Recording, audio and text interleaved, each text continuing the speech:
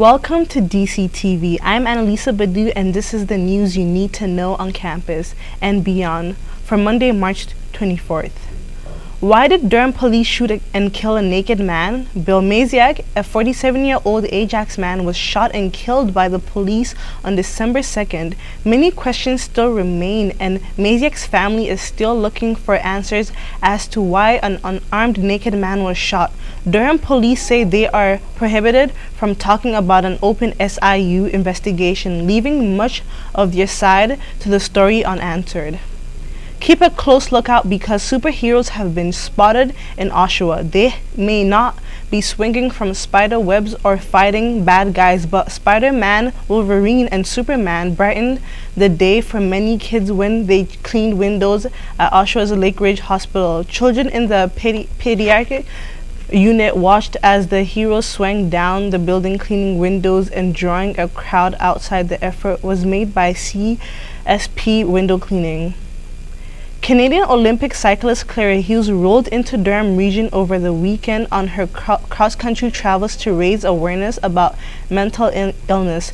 The Olympian is stopping in every province and 100 communities. She plans to inspire and teach Canadians about the stigma and issues with mental illness, in the hope that we can offer better support for those who deal with issues like depression. And Journey will take Hughes over 12,000 kilometers on her bike, and she plans to finish in Ottawa, Ontario, Canada Day. Clara stopped in Whitby and Oshawa to share her story and message. She even skated with supporters at the Legend Centre in Oshawa, Ontario, Saturday. An Oshawa man was pulled from a fiery accident after a two-vehicle collision south of Port Perry early Sunday morning.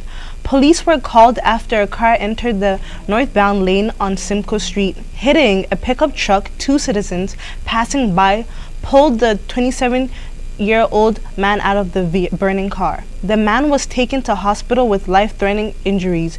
He has since been upgraded to stable condition. The driver of the other vehicle was treated for minor injuries and later released from hospital. Investigators say road and weather conditions played a role in the accident, but they are also looking into whether speed and alcohol may have been a factor as well. A review of the Scugog Fire Department calling for the hiring of many firefighters. Scugog currently has their 3-4 firefighters and about 50 volunteers.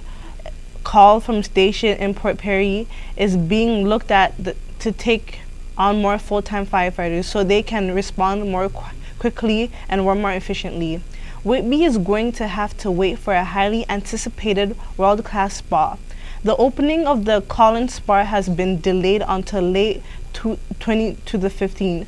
Martin Paquette, owner and CEO of the spa, Nordic Weather Conditions on the spa that they are currently working on in Winnipeg, has delayed the start of the Whitby project. However, they promise it's worth the wait. The facility will include thermal baths, saunas, massage therapy, a restaurant and a lounge, and much more. Former Oshawa Scout leader Marc Brown has pleaded guilty to molesting 9 boys decades ago. Brown, 64, has been sentenced to a term of house arrest, a punishment dismissed by one victim as not enough. The Crown had sought an 18-month jail term for Brown, while the defense requested a confidential sentence. Now let's run on over to Scarlett Ross at the Student Services Building with the upcoming Panga event. Around school, we kept seeing posters for this event called Pangea, and we were curious to find out what it was all about. So we spoke to Samantha Brown from the Student Association. Pangea is actually the original supercontinent. About 300 million years ago, all the continents were connected and they were all together before they split off into separate continents, and that's why we named our event after it. It just feels very appropriate. So Pangea is a showcase of different cultures. We allow students to display traditional attire, speeches from their countries, dance, and we also have food available from all around the world. And everybody is available to come. It's going to be held in gyms 3 and 4. We've booked out the whole space. When you walk in, there'll be booths set up with different foods from various cultures. You can get a boarding pass, which will be used to trade in for prizes throughout the night. You'll also get a free luggage tag. and they're really, really cool luggage tags that you'll take with you for after the event as a keepsake. It's March 27th, starts at 4 p.m. and roughly go till about 10, but it's the kind of event where you can jump in and out and come and go as you please. Pangea seems like a really fun event where students of all backgrounds can come together and enjoy each other's cultures, including food, dancing, and music. For DCTV, I'm Scarlett Ross at Campus Corners. The results of the UPass referendum are in, and Durham College will continue to include the UPass in full-time students' fees. The voting turnout was 19% overall, with 80% in favor. As a result, students will continue to have unlimited access to Durham Transit and connections to GO Transit during the academic year. The UPass will increase 16% each year and for the next 3 years, but is still a fraction of the cost of monthly DRT passes. A good news update now on the case of a cat in Oshawa shot 16 times with a pellet gun. Maddie, named by the Humane Society of Durham Region, is recovering well after a number of the pellets were removed and his several broken leg was mended last week. Maddie was discovered by Oshawa Animal Services March 14th with a broken front leg. Further examination found he was shot with a pellet gun. Maddie is now recovering at the Toronto Humane Society. Officials are looking for the person or people responsible for the cat's injuries. Anyone with information is urged to contact the Humane Society at 905-665-7430. Malaysian Prime Minister Najib Razak says new analysis from satellite data has shown that the missing airplane plunged into the Southern Indian Ocean. If confirmed, this would be a major breakthrough in the 2-week struggle to find the flight 370 and discovered the fate of the passengers. The flight disappeared shortly after takeoff from Kuala Lumpur, being with 239 passengers and crew members aboard. And that is your news for today. Up next, we've got all the latest sports highlights with Austin Ling. Austin? Thank you, Annalisa. It's that time of year again in the sports world. March Madness has returned, and the Kansas Jayhawks freshman Andrew Wiggins faced a daunting task against Stanford University with a 60-57 loss. Just a little more effort from Wiggins, who averaged 28 points in the previous 4 games, might have been enough to keep Kansas in the loop. Better luck next year, Kansas Jayhawks. The Blue Jays took on the New York Yankees yesterday afternoon as they strive to continue to do well during the preseason. The Jays started off good as they jumped out to an early 1-run lead in the top of the second. The Jays would get the bat swinging again as they scored 2 more in the 5th.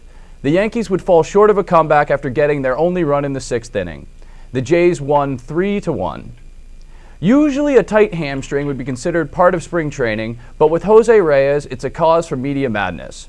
Reyes has a history of leg injuries, including damaging his ankle earlier last year, so when he came out of the batter's box limping on Saturday, people took notice. Reyes is scheduled for a precautionary MRI today, but manager John Gibbons feels it's very mild and minor. While Reyes admits his leg isn't feeling any better than it was, he's also not concerned, acknowledging that you don't want to aggravate an injury before the season starts. Durham College Health and Wellness Center was the place to be for this year's All-Star festivities. From the 4-on-4 round-robin games to the skills competition and the All-Star game, it was a fun-filled event. Durham College had 2 All-Stars in the competition, Eric Smith and Ajamo Clark. Clark took home the East MVP with a highlight performance, showcasing his dunking skills and acrobatics. And now here's Jeannie Strawbridge at Durham College with a wrap-up in soccer and hockey for next season. Durham Lords finished their indoor soccer season this year at regionals, and many students are looking forward to varsity sports next year. Today we've spoken with Matt Duncan, who shares with us what he would like to see happen for the UOIT hockey team next year. Durham has a lot of students that play hockey and are really into hockey, so if UOIT would allow Durham students to play for them, then overall we'd have a better team and maybe win a few championships and maybe even have a few players go to the NHL.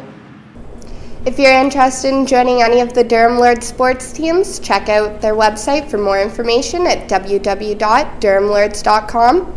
For sports at DCTV, I'm Jeannie Strawbridge. Last night in Natal, the UFC held their 14th event in Brazil. The card was headlined by the heavily anticipated rematch between Dan Henderson and Mauricio Shogun Rua. Hendo Shogun 1 went 5 rounds in an instant classic during November of 2011, and MMA fans have been awaiting the rematch ever since. Henderson earned the TKO victory at 1:31 of the third round with one of his trademark right crosses followed by hammer fists. Other notable winners were CB Dalloway with a first-round TKO and Natal local Hussier da Silva first-round rear naked choke. The next UFC event will be headlined by Roy Nelson and Antonio Rodrigo Nogueira on April 11th in Abu Dhabi. And that wraps it up for sports, but don't go anywhere because Marc Charette joins us now with all the names and news from the world of entertainment. Marc? Hey, thanks, Austin. Tim Hicks made his way to campus this past Friday for his sold-out show at EP Taylor's, accompanied by local talent Highway 12, Bobby Big Wheels, and Leah Daniels. The show definitely did not disappoint. Students spared the long, cold lineup to catch a glimpse of the Canadian artists. Hicks, who was recently nominated for 2 Juno Awards, took to Twitter and said his show at EP Taylor's was, quote, pure craziness. It may be 30 years since Footloose hit the theaters, but Kevin Bacon has still got it. The 55-year-old star of The Following appeared on The Tonight Show Friday night, and he showed off some of his old moves from the 1984 classic. Before introducing Bacon, host Jimmy Fallon declared that dancing had been outlawed on The Tonight Show, echoing the plot of the teen classic, where a small Midwestern town has banned dancing as part of their morality code. Bacon then recreated his famous acrobatic dancing scene before making his way to the studio to dance to the Kenny Loggins classic to rebel against the new rule of the show. Thanks to Bacon, dancing is now legal on The Tonight Show. When it comes to lasting love, it looks like the Canadian version of The Bachelor has the same bad luck as its American counterpart. After falling in love on The Bachelor Canada in 2012, Brad Smith and Bianca Camber have officially called it quits.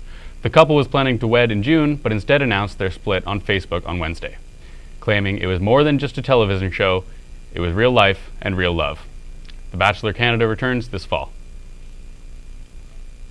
With the school year ending in just a few weeks, it can be a very stressful time for students.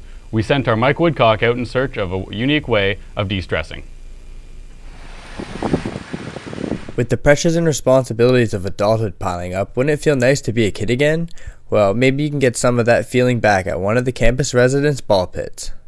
The ball pit, I believe, was originally intended for kids on residence to get to know each other. There was questions written on the balls, and kids would get in there and they'd be complete strangers and ask each other questions, and then they'd get to know each other.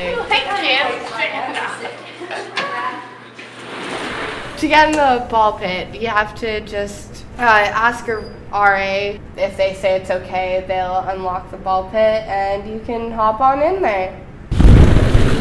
So, for when the stresses of school start to get to you, come wind down at the ball pit. For entertainment on DCTV, I'm Mike Woodcock here at South Village Residence. Divergent crushed the Muppets at the box office this weekend. The dystopian thriller grossed $56 million, while the Muppets only brought in $16.5 million. The 3-part series, based on the popular young adult novels by Veronica Roth, fell short in comparison to other young adult franchises.